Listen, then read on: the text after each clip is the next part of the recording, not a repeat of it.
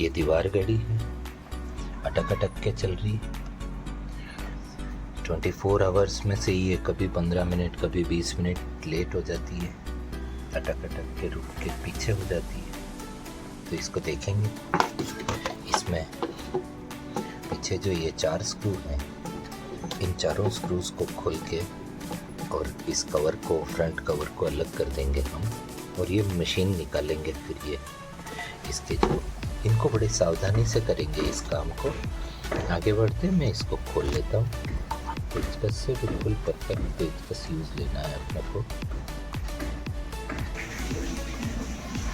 ये हमने इसका कवर ओपन कर लिया है, ग्लास उसमें लग रहा है, अपर कवर फ्रंट कवर है, इसका सेल भी निकाल लिया।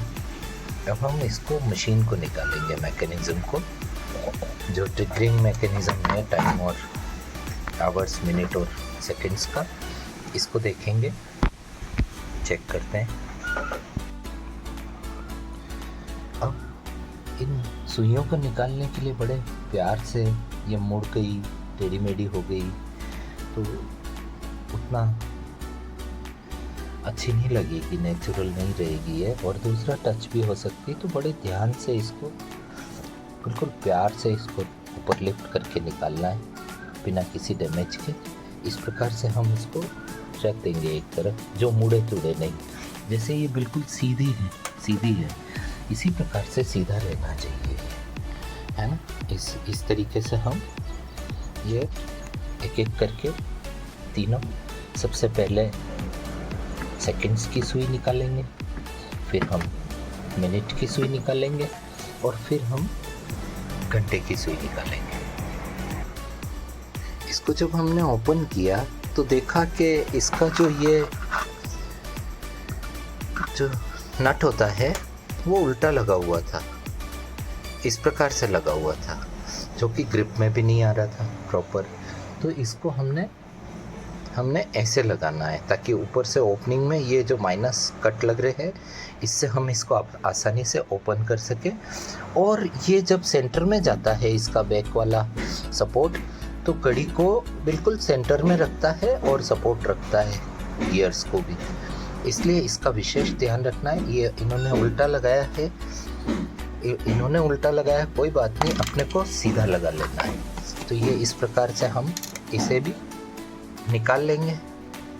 ये निकाल लिया है, इसको क्लीन कर देंगे एक बार, यहाँ पे कोई डस्ट हो तो वो देख लेंगे। और अब इसकी ओर बढ़ते हैं हम, इस मशीन की ओर। मशीन बहुत सिंपल सी है, यहाँ से खुलेगी और यहाँ से खुलेगी। बहुत जेंटली इसको सपोर्ट से निकालना है। बाएं हाथ का खेल है वैसे तो ये, परंतु फिर भी हमें बहुत ध्यान रखना है, क्योंकि ये एकदम झटके से निकालने पे इसके सारे गियर्स बिखर जाते हैं और ये वापस लगाने में बड़ी परेशानी आती है। आगे बढ़ते हैं। ये हमने इसके कवर को बड़ा जेंटली, इन लॉक्स को ज़्यादा खींचातानी नहीं करना है, बड़े प्यार से निकल जाते हैं ये दोनों लॉक, बड़े आराम से ध्यान से निकालना है। इसके अलाइनमेंट में कोई चेंजेस नहीं आए, ये विशेष ध्यान रखना है।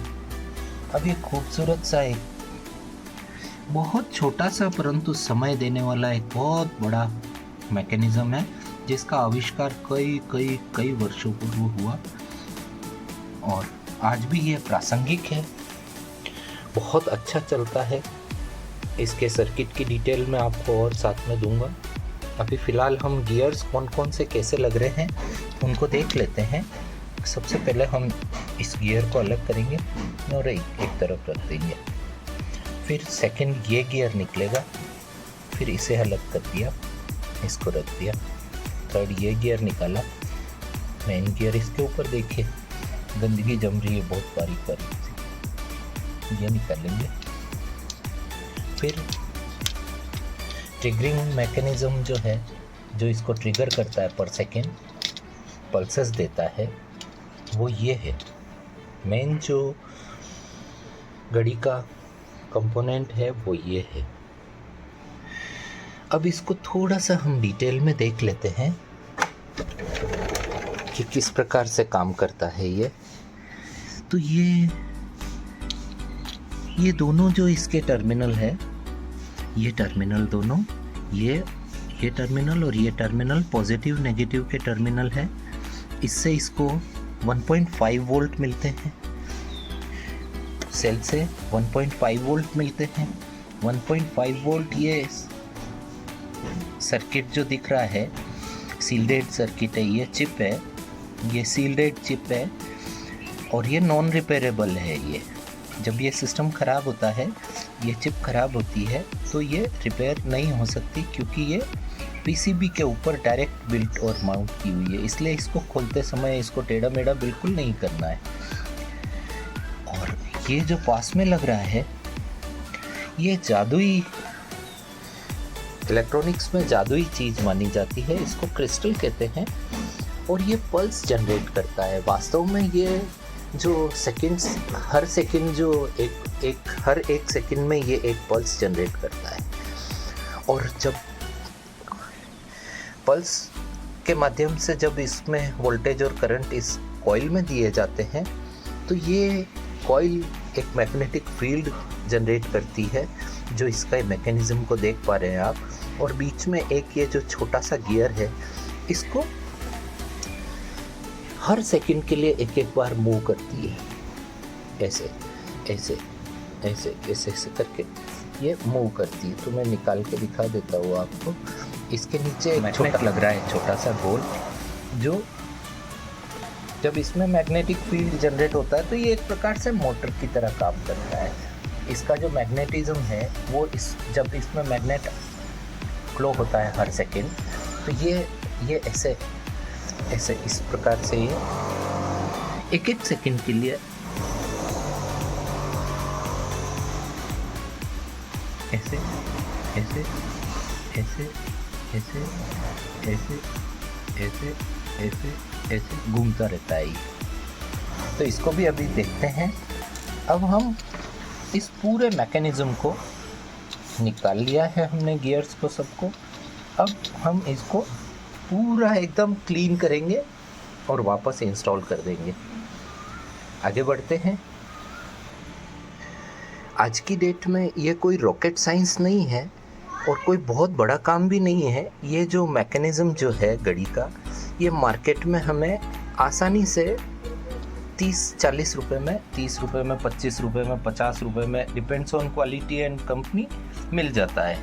100 रुपये का भी मिलता है, कोई मैकेनिज़्म 200 रुपये का भी आता है। डिपेंड्स ऑन आपके यहाँ कौन सा अवेलेबल है।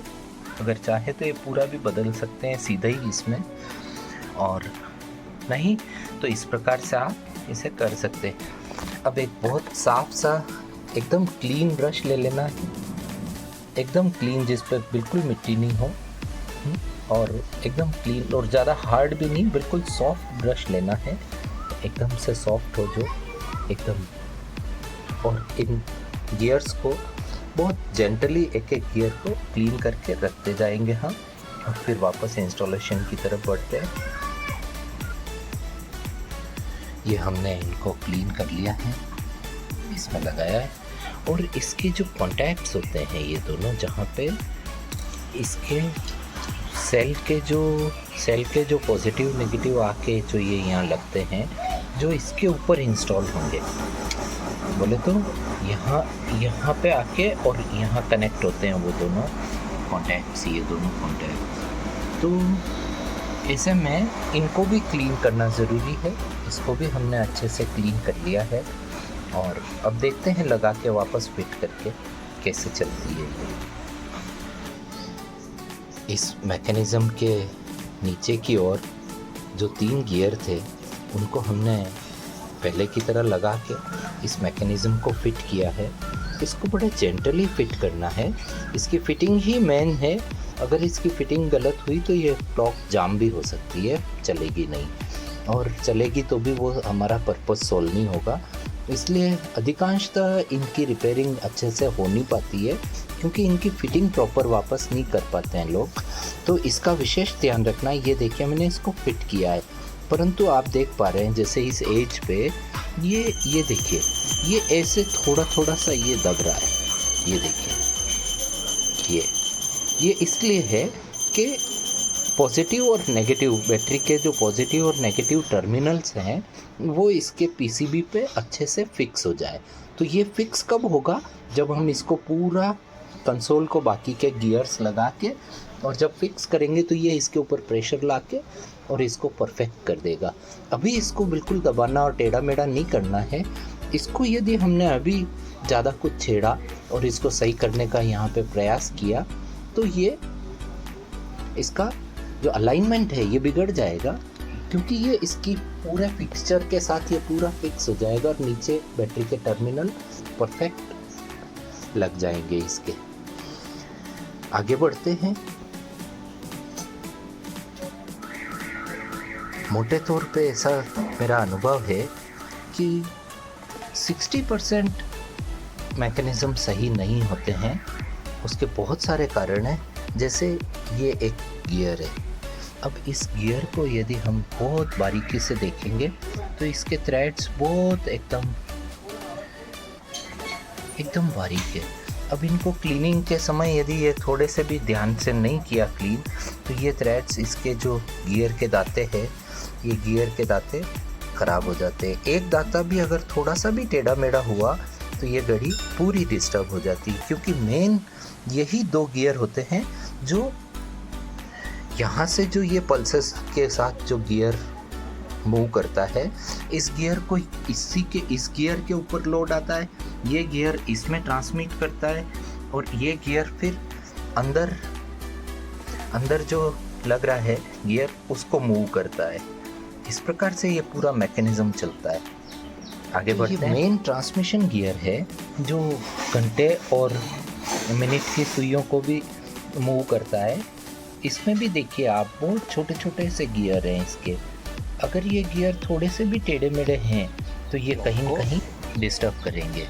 इस प्रकार से हम जो कर रहे हैं वो बहुत अच्छा कार्य है, परंतु इसमें सक्सेस के चांसेस 60% ही रहते हैं लगभग। फिट करते हैं इन तीनों गियर्स को भी वापस से और देखते हैं, आगे बढ़ते हैं।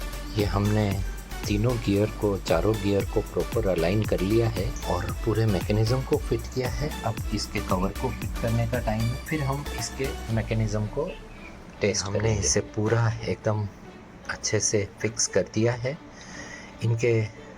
इनके प्लेसमेंट को विशेष ध्यान रखते हुए करना है अंदर।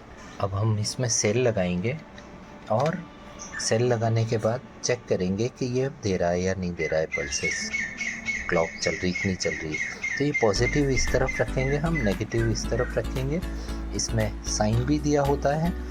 उल्टा सेल को डालने के लिए गृहिणियाँ अक्सर पॉजिटिव नेगेटिव का ध्यान नहीं रखती, जबकि इसके नीचे की ओर यहाँ पे बाकायदा लिखा होता है, इधर पॉजिटिव है इधर नेगेटिव है। 1.5 वोल्ट AA बैटरी लगती है इसमें, ऐसा एकदम इसमें क्लियर लिखा होता है ये।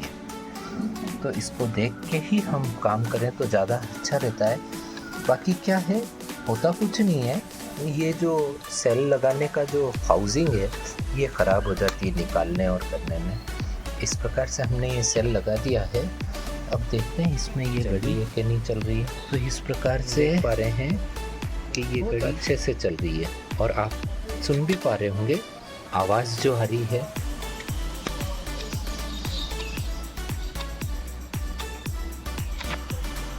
इस प्रकार से अभी इसका मोमेंटम हमें नज़र नहीं आएगा, क्योंकि सेकंड का मोमेंटम ही फास्ट नज़र आता है, हर सेकंड चेंज होता है वो।